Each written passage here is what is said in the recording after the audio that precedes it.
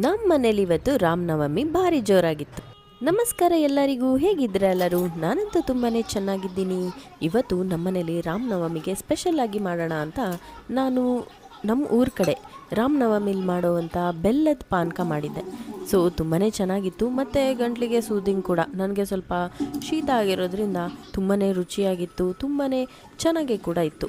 ಇದನ್ನು ಹೆಂಗೆ ಮಾಡೋದು ಅಂತ ಹೇಳ್ಕೊಡ್ತೀನಿ ಬನ್ನಿ. ಒಂದು ಪಾತ್ರೆ ತಗೊಂಡು ಅದಕ್ಕೆ 1.5 ಲಿಂಬೆಹಣ್ಣನ್ನ ಹಿಂಡ್ಕೊಂಡೆ. ಆಮೇಲೆ ಅದಕ್ಕೆ ಬೆಲ್ಲ, ಕಾಳುಮೆಣಸು, ನೀರು, ಏಲಕ್ಕಿ, ಸ್ವಲ್ಪ ಉಪ್ಪು, ಶುಂಠಿ ತುಂಬ ಹಾಕಿ ಮಿಕ್ಸ್ ಮಾಡಿ ಶೋಧಿಸಿ ಅದನ್ನು ಕುಡಿದ್ರೆ ಆಹಾ ಏನು ರುಚಿಯಾಗಿರುತ್ತೆ ಗೊತ್ತಾ.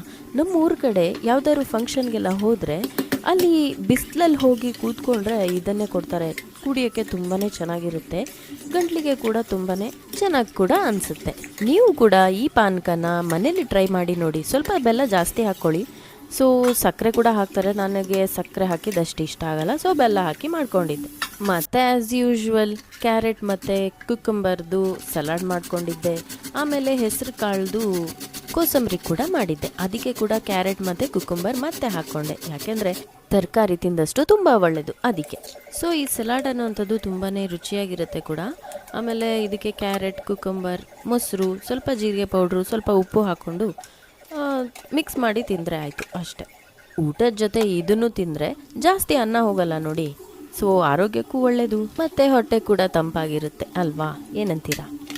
ಮತ್ತು ಇಲ್ಲಿ ಹೆಸರು ಕಾಳನ್ನ ಮೊಳಕೆ ಬರೆಸಿಟ್ಟಿದ್ದೆ, ಅದನ್ನು ತಗೊಂಡು ಬೇಯಿಸಿ ಆಮೇಲೆ ಅದಕ್ಕೆ ಸ್ವಲ್ಪ ಕುಕ್ಕುಂಬರ್ ಮತ್ತು ಕ್ಯಾರೆಟ್, ಉಪ್ಪು, 1-2 ಹಸಿಮೆಣ್ಸಿನ್ಕಾಯಿ ಮತ್ತು ಕಾಯಿ ತುರಿ ಹಾಕಿ ಮತ್ತೊಂದು ಒಗ್ಗರಣೆ ಹಾಕಿ ಎಲ್ಲ ಮಿಕ್ಸ್ ಮಾಡ್ಕೊಂಡಿದ್ದೆ.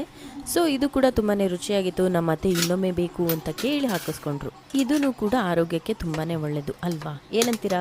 ಮಾವಿನಕಾಯಿ ಸೀಸನ್ ಬೇರೆ, ಚಿತ್ರಾನ್ನ ಮಾಡಿಲ್ಲ ಅಂದರೆ ಹೆಂಗೆ? ರಾಮನವಮಿ ಅಲ್ವಾ, ಚಿತ್ರಾನ್ನ ಕೂಡ ಮಾಡಿದ್ದೆ, ಮೊಸರನ್ನ ಕೂಡ ಇತ್ತು, ಅದರ ಜೊತೆಗೆ ಪಾಯಸ ಕೂಡ ಇತ್ತು. ಸೊ ಅದರದ್ದೆಲ್ಲ ರೆಸಿಪಿ ಏನು ಹಾಕೋಕ್ಕೆ ಹೋಗಿಲ್ಲ, ಬಿಕಾಸ್ ಎಲ್ಲರಿಗೂ ಗೊತ್ತೇ ಇರುತ್ತೆ ಹೆಂಗೆ ಮಾಡೋದು ಅಂತ. ನಮ್ಮ ಅತ್ತೆ ಅಂತೂ ತುಂಬಾ ಚೆನ್ನಾಗಿ ಚಿತ್ರಾನ್ನ ಮಾಡ್ತಾರೆ. ಸೊ ಒಮ್ಮೆ ಅವ್ರು ಮಾಡಿದಾಗ ಅದರ ರೆಸಿಪಿ ತೊಗೊಂಡು ಹಾಕ್ತೀನಿ. ಹಾಂ, ಮತ್ತು ಇನ್ನೊಂದು ವಿಷಯ, ಈ ಹೆಸರು ಕಾಳು ಕೋಸಂಬರಿಗೆ ಹಿಂಗೆ ಹಾಕೋದನ್ನು ಮರಿಬೇಡಿ. ಎಲ್ಲನೂ ಚೆನ್ನಾಗಿ ಮಿಕ್ಸ್ ಮಾಡಿಕೊಂಡು ತಿನ್ಕೊಂಬಿಡಿ. ತುಂಬಾ ರುಚಿಯಾಗೂ ಇರುತ್ತೆ, ಹೆಲ್ದಿಯಾಗೂ ಇರುತ್ತೆ. ಸೊ ನಮ್ಮ ರಾಮನವಮಿ ಅಂತೂ ತುಂಬಾ ಚೆನ್ನಾಗಿತ್ತು. ನಿಮ್ಮ ರಾಮನವಮಿ ಹೇಗಿತ್ತು ಅಂತ ಹೇಳೋದನ್ನು ಮರಿಬೇಡಿ ಅಂತ ಹೇಳ್ತಾ ನನ್ನ ಈ ಮಿನಿ ವ್ಲಾಗ್ನ ಇಲ್ಲೇ ಮುಗಿಸ್ತಾ ಇದ್ದೀನಿ. ಹೆಲ್ದಿಯಾಗಿರಿ, ಹೆಲ್ದಿಯಾಗಿ ತಿನ್ನಿ ಅಂತ ಹೇಳ್ತಾ ನಾಳೆ ಮತ್ತೆ ಸಿಗ್ತೀನಿ. ಬಾಯ್, ಟೇಕ್ ಕೇರ್.